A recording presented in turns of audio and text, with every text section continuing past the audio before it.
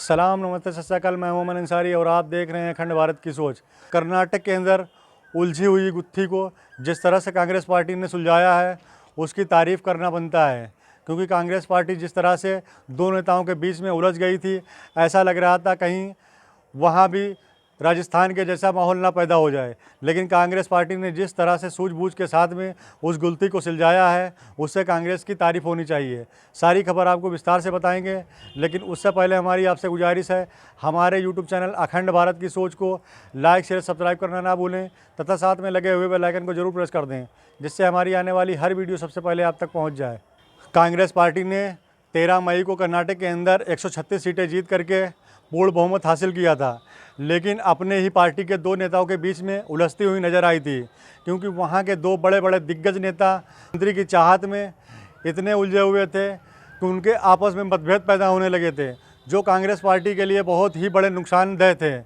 अगर वो दोनों नेता आपस में झगड़ जाते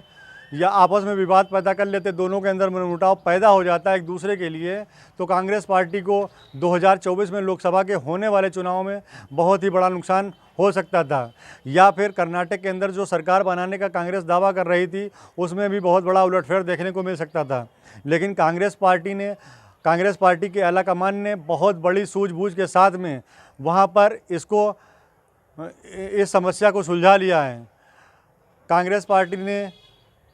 अपने कर्नाटक के कद्दावर नेता सिद्धरमैया जी को मुख्यमंत्री का पद और डीके शिव कुमार को डिप्टी सीएम का पद दे करके उन दोनों को संतुष्ट कर दिया है। लेकिन एक तीसरे ही नेता थे जिनका कहना था कि हम भी सीएम पद के लिए तैयार थे, हम भी प्रदेश को अच्छे से संभाल सकते थे। कांग्रेस पार्टी ने हमारे ऊपर ध्यान नहीं दिया। कांग्रेस पार्टी के इस फैसले से, क्योंकि उनकी भी ये इच्छा थी कि वो ना सीएम सही तो डिप्टी सीएम बनने की चाहत रखते थे, लेकिन कांग्रेस पार्टी ने उनको डिप्टी सीएम ना बना करके डीके शिव कुमार को डिप्टी सीएम बनाया है। पहले तो सुनने में ये भी आ रहा था कि कांग्रेस पार्टी कम से कम 2 या 3 चेहरों को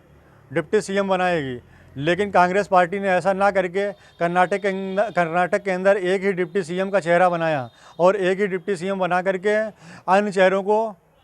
अन्य चेहरों पर विराम लगा दिया, जिससे पूर्व उप मुख्यमंत्री जी परमेश्वर जी ने कहा है कि कांग्रेस पार्टी के द्वारा जो डीके शिव कुमार को उप मुख्यमंत्री का पद दिया गया है, उससे कर्नाटक का जो दलित समाज है वो काफ़ी आहत है, क्योंकि दलित समाज से यदि कोई डिप्टी सीएम बन जाता तो उनके हितों की रक्षा होती। कांग्रेस पार्टी ने कर्नाटक के अंदर डीके शिव कुमार को उप मुख्यमंत्री का पद तो दिया है, साथ में यह भी कह दिया है कि 2024 में लोकसभा के चुनाव होने वाले हैं और उन चुनाव तक कर्नाटक के प्रदेश अध्यक्ष डीके शिव कुमार ही कांग्रेस पार्टी के रहेंगे। रणदीप सुरजेवाला ने कहा है कि इस जीत का सेहरा कर्नाटक की जनता को बनता है, क्योंकि कर्नाटक की जनता ने जिस तरह से कांग्रेस पार्टी पर भरोसा करके सिर्फ राहुल गांधी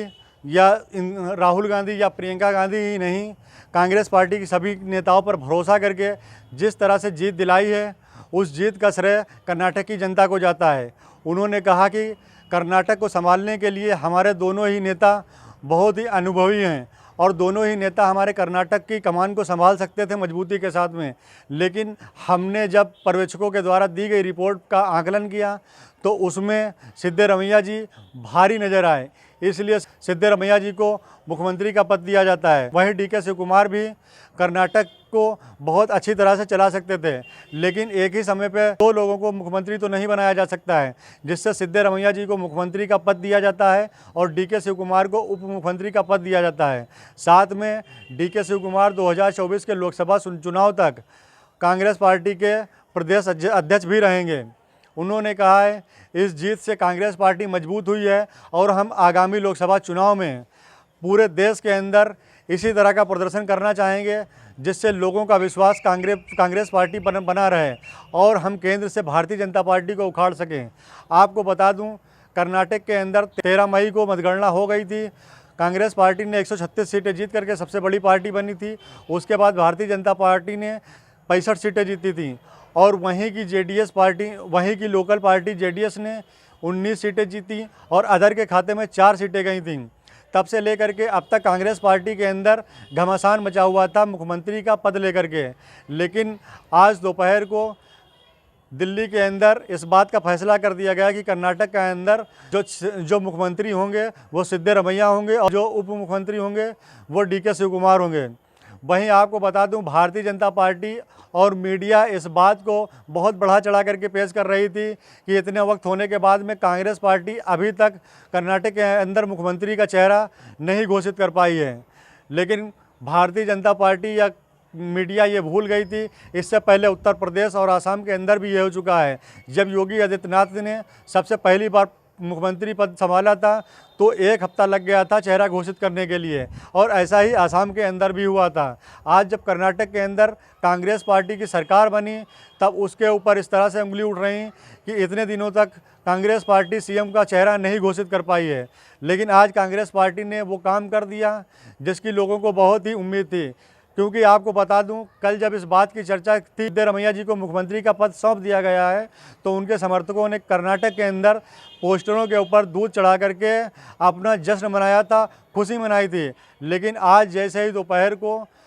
दिल्ली के अंदर CM पद के लिए सिद्धरमैया जी का चेहरा घोषित किया गया तो उनके समर्थकों में खुशी का माहौल दौड़ गया और वो जश्न मनाने लगे। DK शिवकुमार के अंदर जो लोग ये अनुमान लगा रहे थे कि DK शिवकुमार उप मुख्यमंत्री के पद से संतुष्ट नहीं होंगे, उन लोगों के ऊपर ये एक करारा तमाचा है। क्योंकि अभी तक DK शिवकुमार को चेहरा बना करके, मोहरा बना करके वो इस्तेमाल करना चाहते थे और वो अनुमान लगा रहे थे। उनका मानना भी यही था कि कहीं DK शिवकुमार राजस्थान के अंदर सचिन पायलट की तरह ना बन जाएं। जिस तरह से सचिन पायलट लगातार अपनी पार्टी के ही खिलाफ मुखर होकर के बोलने लगते हैं और धरना प्रदर्शन करने लगते हैं, उसी तरह से उनको ये अनुमान था DK शिवकुमार भी ऐसा अगर करते हैं तो हो ना हो आगामी लोकसभा चुनाव में या जो चुनाव हो चुके हैं वहाँ पर दूसरी पार्टी को इसका फ़ायदा मिले। लेकिन कांग्रेस पार्टी ने ऐसा नहीं होने दिया, बहुत ही सूझबूझ के साथ में वहाँ पर ये फैसला लिया और सिद्धरमैया जी को मुख्यमंत्री, DK शिवकुमार को उप मुख्यमंत्री घोषित कर दिया।